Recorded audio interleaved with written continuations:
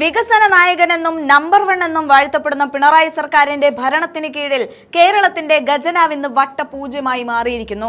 ഈ മാസം മാത്രം ഇത് രണ്ടാം തവണയാണ് ശമ്പളവും പെൻഷനും നൽകാനായി സർക്കാർ കടമെടുക്കുന്നത് എന്ന വാർത്ത പുറത്തു വരുമ്പോൾ ഓരോ മലയാളികളും ആലോചിക്കേണ്ടത് നമ്മുടെ നാടിന്റെ ഭാവി എന്താകും എന്നാണ്. 1750 കോടി രൂപയുടെ കടപ്പത്രമാണ് സർക്കാർ ഇപ്പോൾ പുതുതായി പുറപ്പെടുവിക്കുന്നത്.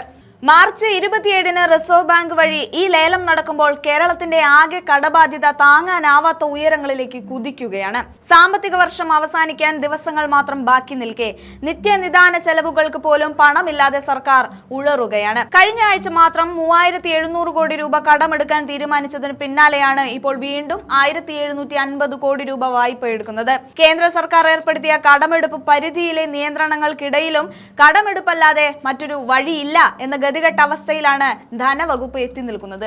കിഫ്ബിയും പെൻഷനും കമ്പനിയും എടുത്ത വായ്പകൾ സംസ്ഥാനത്തിന്റെ പൊതുകടത്തിൽ ഉൾപ്പെടുത്തിയ കേന്ദ്ര നടപടി തിരിച്ചടിയായെന്ന് സർക്കാർ വാദിക്കുമ്പോഴും യഥാർത്ഥത്തിൽ സംഭവിച്ചത് ഭരണകൂടത്തിന്റെ ദീർഘവീക്ഷണമില്ലാത്ത ധൂർത്താണെന്ന് സാമ്പത്തിക വിദഗ്ധരും ചൂണ്ടിക്കാണിക്കുന്നുണ്ട്.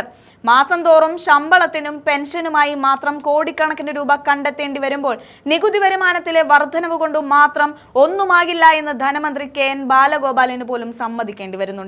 കരാറുകാർക്ക് നൽകാനുള്ള ആയിരക്കണക്കിന് കോടികളുടെ ബില്ലുകൾ ട്രഷറികളിൽ കെട്ടിക്കിടക്കുകയാണ്. പാവപ്പെട്ടവന്റെ സാമൂഹിക സുരക്ഷാ പെൻഷൻ പോലും കൃത്യമായി നൽകാൻ കഴിയാത്ത ഈ സർക്കാർ കോടികൾ പൊടിച്ച് പരസ്യം നൽകി മേനി പറയുന്നതിലെ വൈരുദ്ധ്യം ജനങ്ങൾ തിരിച്ചറിയുന്നുണ്ട്. വികസന പ്രവർത്തനങ്ങൾ പൂർണ്ണമായും മന്ദഗതിയിലായതും ട്രഷറികളിൽ നിയന്ത്രണം ഏർപ്പെടുത്തിയതും വരാനിരിക്കുന്ന വലിയൊരു സാമ്പത്തിക ദുരന്തത്തിന്റെ സൂചനകളാണ്. ഏറ്റവും ഭയാനകമായ വസ്തുത ഈ കടക്കണി വരാനിരിക്കുന്ന സർക്കാരുകളെ എങ്ങനെ ബാധിക്കും എന്നതാണ്.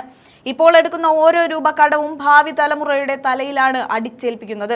ആഭ്യന്തര വരുമാനം വർദ്ധിപ്പിക്കാനോ ആവശ്യമായ ചെലവുകൾ കുറയ്ക്കാനോ തയ്യാറാകാതെ വായ്പ എടുത്ത് വായ്പ തിരിച്ചടയ്ക്കുന്ന ഈ റോബിൻഹുഡ് നയം കേരളത്തിന്റെ സാമ്പത്തിക അടിത്തറ തകർക്കും. കേന്ദ്രത്തിന്റെ സാമ്പത്തിക ഉപരോധമാണെന്ന് പറഞ്ഞ് കൈകഴുകാൻ സർക്കാരിന് സാധിക്കുമെങ്കിലും ഖജനാവ് കാലിയാകാൻ കാരണമായ ധൂർത്തിനും കെടുകാര്യസ്ഥതയ്ക്കും ആര് മറുപടി നൽകും?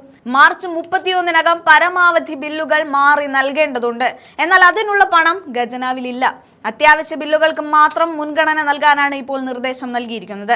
വികസനം മുരടിച്ചതും കടബാധ്യത ഏറിയതും നമ്മുടെ സംസ്ഥാനത്തിന്റെ സാമ്പത്തിക വളർച്ചയെ പിന്നോട്ടടിക്കുകയാണ്. രാഷ്ട്രീയ തർക്കങ്ങൾക്കിടയിൽ സാധാരണക്കാരായ ജനങ്ങളും പെൻഷൻ ഗുണഭോക്താക്കളും നട്ടം തിരിയുന്ന കാഴ്ചയാണ് നമ്മൾ കാണുന്നത്. ഈ സാമ്പത്തിക വർഷം അവസാനിക്കുമ്പോൾ ഖജനാവിലെ സ്ഥിതി കൂടുതൽ ദയനീയമാകുമെന്നാണ് വിലയിരുത്തപ്പെടുന്നത്. കടമെടുത്ത് മുന്നോട്ടു പോകുന്ന ഈ രീതി എത്ര കാലം തുടരാനാകും? കേരളം ഒരു സാമ്പത്തിക അടിയന്തരാവസ്ഥയിലേക്ക് നീങ്ങുകയാണോ എന്ന് നമ്മൾ ഗൗരവമായി ചിന്തിക്കേണ്ടിയിരിക്കുന്നു.